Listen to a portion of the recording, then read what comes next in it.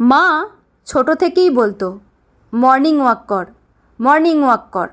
আসলে ছোট থেকেই সবাই নাদুস নুদুস বাচ্চা বলে আদর করতো। একটু বড় হতেই লোকজন হেলদি বলা শুরু করলো, আর একটু বড় হলে লোকজনই বলতো চেহারায় যত্ন নেই। এতে আমার খুব একটা হেলদোল না থাকলেও মায়ের খারাপ লাগতো, আর সেই জন্যই মা বলতো একটু সকাল সকাল ঘুম থেকে উঠে হাঁট। মা মায়ের মতো বলতো, আমি আমার মতো শুনতাম। পাশ ফিরে শোয়া ছাড়া তার খুব কিছু প্রয়োগ আমি কখনো করিনি। যাই হোক, আজ আর মায়ের কাছে থাকি না, শ্বশুরবাড়িরই ঠিকানা। চেহারাও আগের মতো চোখে লাগার মতো না হলেও ফুরফুরে নই। এদিক ওদিক অপ্রয়োজনীয়ভাবে বেড়ে চলেছে। সেদিকে খেয়াল রেখে না হলেও আজকাল মর্নিং ওয়াকে যাই, তাও রোজ নয়। যেদিন যেদিন মিঠিকে সকালে 6:20 বাসে ওঠাতে যাই সেদিন হাতে গুনে দেখলে খুব কম নয় সেসব দিন। তাতে আকারে খুব পরিবর্তন না হলেও বেশ কিছু বন্ধু হয়েছে আমার। এটা একটা বড় গুণ আমার। যেখানে যাই কিছু না হোক বন্ধু হয়ে যায় বেশ কিছু। গাড়িতে ওঠাতে আসা বাচ্চাদের মায়েরাই সব বন্ধু আমার মর্নিং ওয়াকের। আসলে আমিই একদিন যেচে বললাম, হাতে তো অনেকটা সময়, চলো একটু হেঁটে আসি। 2-1 জন ছাড়া সবাই প্রায় রাজি। গ্রুপে এখন জনা 8 লোক আমাদের। হেঁটে হেঁটে স্টেশন অবধি যাই, আবার ফিরে এসে অজয়ের দোকানের 1 কাপ গরম চা, তারপর যে যার বাড়ি। মোটামুটি দিব্যি চলছে আমাদের মর্নিং ওয়াক। আবার কেউ কেউ স্টেশন থেকে টুকটাক বাজারও সেরে ফেলে। ফ্রেশ বাজার ওখানে। হয়তো বা এতটা সময় নষ্টর একটা মূল্য বা যুক্তি দেওয়ার জন্যই এই ব্যবস্থা। আমাদেরই একজন পাপিয়ার ছেলে মিঠির ক্লাসেই পড়ে, তবে অন্য স্কুল। একই সময় বাসে ওঠাতে গিয়ে আলাপ। আমাদের দেয়া প্রস্তাবের পর ওই উদ্যোক্তা আমাদের এই মর্নিং ওয়াক অভিযানের। যথেষ্ট সুন্দর চেহারাই পাপিয়ার। চেহারার কোথাও কোনো অতিরিক্ত মেদ নেই, অথচ ওর উদ্যোগ দেখে খুব ভালো লেগেছিল সেদিন। যে সংসারে হারিয়ে যায়নি মেয়েটা, নিজের জন্য ভাবে। সংসারের চাপ থাকবেই, কিন্তু তা বলে নিজের কথা ভাববো না। কিন্তু 2 দিন পর থেকে দেখলাম ওর সেই আগ্রহটা আর নেই। 2 দিন আমাদের সাথে যাওয়ার পর একদিন আমাদের বলল, তোমরা ঘুরে এসো, আমি একটু বসি, অজয়ের দোকানে তোমরা এলে একসাথে চা খেয়ে বাড়ি যাব। আমরা ঘুরে আধ ঘন্টা পর ফিরে দেখলাম ও অজয়ের দোকানের পাশে দাঁড়িয়ে কারোর সাথে হেসে কথা বলছে ফোনে। আমরা আসার সাথে সাথে রেখে দিল। তারপর 1 কাপ গরম চা শেষে যে যার বাড়ি। মিথ্যে বলবো না, বেশ লাগে আজকাল এই মর্নিং ওয়াক। সারাদিন বেশ সতেজ থাকি। আসলে কথায় আছে, দিনের শুরু ঠিক করে দেবে সারাদিন তোমার কেমন যাবে। 4:30তে ঘুম থেকে উঠে পড়ি, শুধু এই উচ্ছ্বাসে যে মর্নিং ওয়াকে যাব। মানে ওই আধ ঘন্টা হাসি ঠাট্টা মজায় কাটবে। বাচ্চাদের বাসে উঠিয়েই আমাদের যাত্রা শুরু। পাপিয়াকে রোজ জিজ্ঞেস করি যাবে কি না, ও না বলে দেয়, কিন্তু আমাদের ফেরা অবধি অপেক্ষা করে ও। ফিরে এসে ওকে একইভাবে দেখি কারোর সাথে খুব হেসে কথা বলছে। সপ্তাহখানেক পর থেকে আমাদের হাসি ঠাট্টা কমে এসেছে মুখরোচক আলোচনার দৌলতে। আমাদের মনে একটাই প্রশ্ন, পাপিয়া কার সাথে কথা বলে? ছি, একটা বাচ্চা আছে, বর ভালো চাকরি করে, বাড়িতে শ্বশুর শাশুড়ি, বর বাচ্চা, অথচ দেখো কি অবস্থা বউটার। আমাদের একজন আবার পাশে থাকার সুবাদে খোঁজ খবর নিয়ে জেনেছে ওর শাশুড়ি স্কুল টিচার ছিলেন। ছি ছি, ওরকম একজন গুণী মানুষের বৌমার কি হাল! উনি জানলে কোথায় থাকবে ওনার সম্মান? ওই খবর জানলে ওর শাশুড়ির কি হবে জানি না। আমাদের এখন মর্নিং ওয়াকের খোরাক ওই পাপিয়া। খালি ওকে নিয়ে আলোচনা করব বলে হাঁটার গতিও আজকাল কমে এসেছে আমাদের।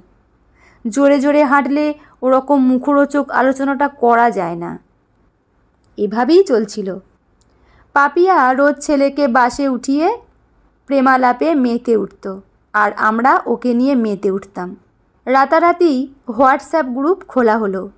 সবাইকে রাখলে পাপিয়াকে যত্ন করে এড়িয়ে যাওয়া হলো। ওই গ্রুপেও পাপিয়াই টপিক। মিথ্যে বলবো না, 2-4টে মন্তব্য আমিও করেছি। আসলে বিষয়টা যতই সময়োপযোগী হোক, বেশ কুরুচিকর। পরকীয়া কিভাবে এক একটা সংসারকে ভেঙে চুরমার করে দেয় সেসব আজকাল শোনাই যায়। আমাদের মধ্যে একদল ঠিক করেছিল যে পাপিয়াকে বোঝাতে হবে, কিন্তু আরেক দল সেটা চায়নি। তারা বারবার পাপিয়াকে এড়িয়ে চলে। হেঁটে এসে আর চা খায় না, যাতে পাপিয়ার সাথে কথা না বলতে হয়। একজনের মন্তব্যে তো আমি রীতিমতো অবাক। ওর ছেলে আর আমার মেয়ে একসাথে কম্পিউটার শেখে, আমি ছাড়িয়ে দেব কম্পিউটার। যার মা এরকম তার বাচ্চা কত ভালো হবে। সেদিন সত্যি খুব খারাপ লেগেছিল।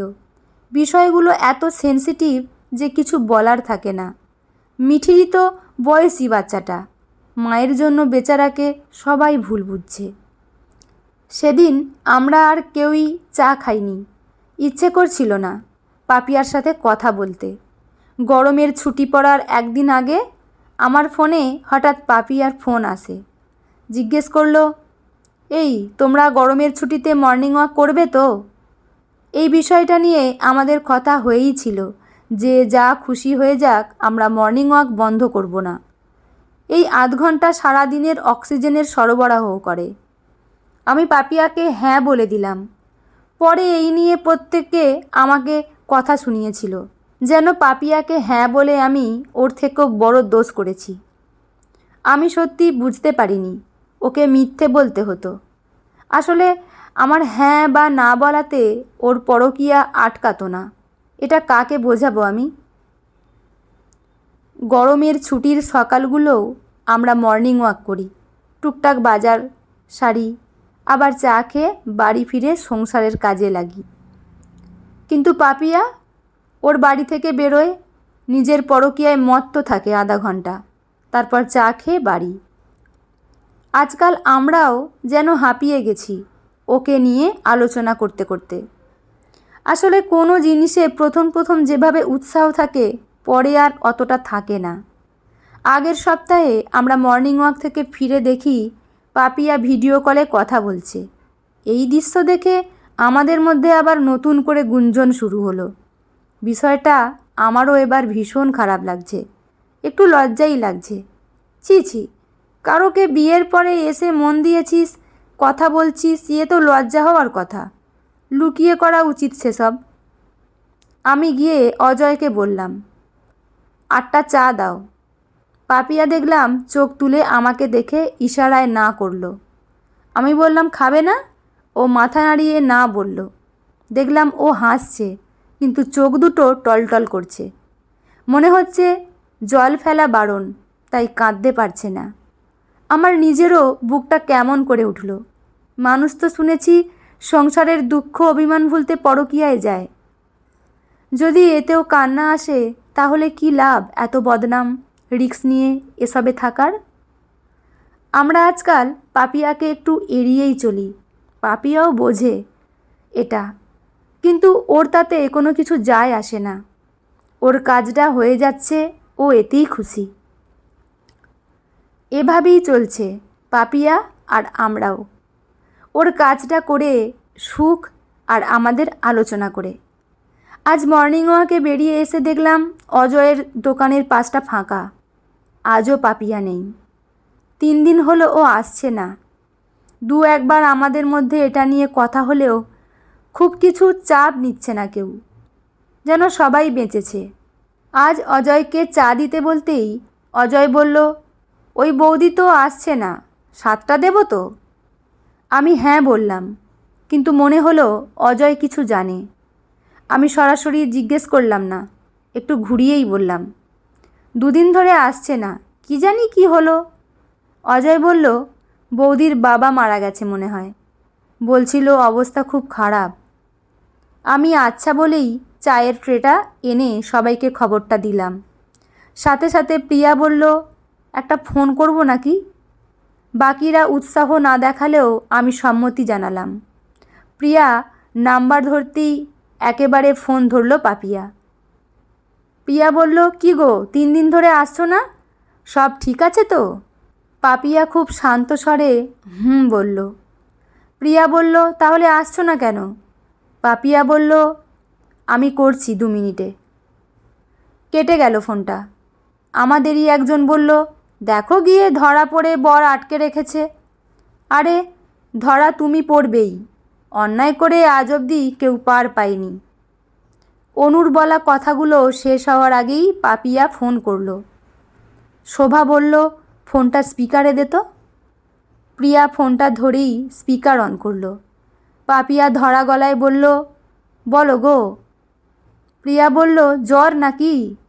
পাপিয়া বলল, না গো, সব লড়াই শেষ, বাবা মারা গেল গো গত বৃহস্পতিবার। প্রিয়া বলল, এ বাবা, কি হয়েছিল কাকুর? পাপিয়া বলল, মরে যাওয়ার মতো কোনো রোগ ছিল না, থাকার মধ্যে অ্যালজাইমার। ওটা তো বহুদিন, কয়েক মাস আগের শেরিবাল, তাতেই অর্ধেক শেষ হয়ে গেল। এমনিতেই কারুরকে চিনতে পারতো না, শেরিবালের পর তো আরও শেষ। বলে একটু থামলো পাপিয়া। সবাই চুপ। আমরা যত খারাপ মানুষই হোক, তার কোনো বিয়োগের কথা শুনলে কষ্ট হবে না, এত বড় অমানবিক আমরা নই। পাপিয়া কান্না গলায় বলল, কারোকে চিনতে পারতো না জানো, শুধু আমাকে ছাড়া। দিনের মধ্যে 5 বার অন্তত ফোন করতেই হতো আমাকে। মা স্পিকারে দিয়ে দিত, আমি খালি বকে যেতাম। মা বলতো বাবা নাকি আমার গলা শুনেই খুশি হয়ে যেত। আমরা সবাই চুপ। কোথাও ভুল হয়েছে আমাদের মনে হচ্ছে। বাড়িতে হাজার কাজ, কথা বলতে অসুবিধা হতো। কথা বললেই এর ওটা চাই, ওর ওটা, শ্বশুর মশাইয়ের চা চাই, শাশুড়ির মৌরির জল, বরের ভাত ডাল। বলতে বলতেই কাঁদছে পাপিয়া, বুঝলাম আমরা। তারপর নিজেকে সামলে নিয়ে বলল, আরে সব আমি করব, বাবার সাথে কথাটা শান্তিতে বলে নি, বুঝবে তবে না। সেই আগেই তো সকাল সকাল মর্নিং ওয়াকের নাম করে বেরিয়ে কথা বলতাম। আগের সপ্তাহ থেকেই বাড়াবাড়ি, ডাক্তার সময় দিয়ে দিয়েছিল। আমাকেও চিনতে পারেনি জানো শেষ দিনগুলো। মা ভিডিও কল করে দেখাতো। অপরাধ থেকে উত্তেজনা তৈরি হয়। আর সেই থেকেই অনু বলে ফেলল, তুমি বাবার শেষ সময় বাবার কাছে যাওনি কেন? স্পিকারে দেয়া হয়তো বুঝে গেল পাপিয়া, কিন্তু ও কিছু মনে করেনি তাতে। তাই গলায় দুঃখ ঢেলে বলল, কি করতাম বলো? সেই বহরমপুরে বাড়ি, এখানে ছেলের পড়াশোনা, এত কাজ, শাশুড়িও তো বিছানায়, তাও মাঝে এসে থেকে গেছিলাম 2-4 দিন। আমি বললাম, মা ভালো আছে? পাপিয়া একটু থেমে বলল, আছে গো, বড্ড দুর্বল মানুষ, কি করে একা থাকবে জানি না। একটা টেনশন শেষ হলো, আবার টেনশন শুরু আমার। শোভা বলল, তোমার কাছে এনে রাখো। পাপিয়া বলল, সেরকম পরিস্থিতি নেই গো, এই জন্য একটা চাকরির খুব দরকার ছিল আমার। বুঝলাম সংসারে খুব প্রাধান্য নেই ওর, বা সামান্য গুরুত্বটুকুও না, না হলে বাবার সাথে কথা বলতে বাইরে আসতে হয়। ছি ছি, কি ভুল ভেবেছিলাম, খুব কষ্ট লাগছে আজ। এত খারাপ পাপিয়াকে বাজে ভাবার সময়ও লাগেনি। সত্যি আমরা চোখ দিয়ে দেখেই মনে কত রকম ভাবনা সাজিয়ে ফেলি। বাস্তবটা হয়তো অনেকটা অন্য রকম, বা অনেক বেশি কষ্টের। শুনলাম গুঞ্জন শুরু হয়ে গেছে আবার, পাপিয়া রাতারাতি কেমন ভালো মানুষ হয়ে গেছে সবার কাছে। এবার আমাদের ভালো হওয়ার পালা। ঠিক করলাম মনে মনে, কারোকে শুধু দেখেই বিচার করব না। এ তো শুধু মনে মনে আমি আমার মানসিকতা বদলালাম, কিন্তু বাকিরা, বা অন্যরা, বা পুরো সমাজ, সেই চিন্তা করে লেখাটা লিখলাম। কত সম্পর্ক শুধু সন্দেহের জেরে শেষ হয়ে যায়, পরিবার ভেঙে যায়, তার দায় বইতে দুমড়ে মুচড়ে শেষ হয়ে যায় মানুষগুলো। যে ওই সন্দেহ করে বা যাকে করা হয়। আজ মাসের 4 তারিখ, অজয়কে চায়ের টাকা মেটানোর দিন। সবার থেকে টাকা নিয়ে অজয়কে দিলাম। মর্নিং ওয়াকের খরচ কম না। স্বাস্থ্যের উন্নতি হয়েছে কি না জানি না, তবে মর্নিং ওয়াকের দয়ায় মনের অন্ধকার অনেকটা কেটেছে, আর তাতেই এখন অনেকটা সুস্থ আমি। বন্ধুরা, গল্পটি এখানেই সমাপ্ত। গল্পটি নতুনত্ব, খুব সুন্দর একটি গল্প। আপনাদের কেমন লাগলো অবশ্যই কমেন্ট করে জানাবেন। লেখা অনিন্দিতা মুখার্জি সাহা, পাঠে আমি রিমি। দেখা হচ্ছে পরের কোনো গল্প নিয়ে। ভালো থাকবেন। ধন্যবাদ।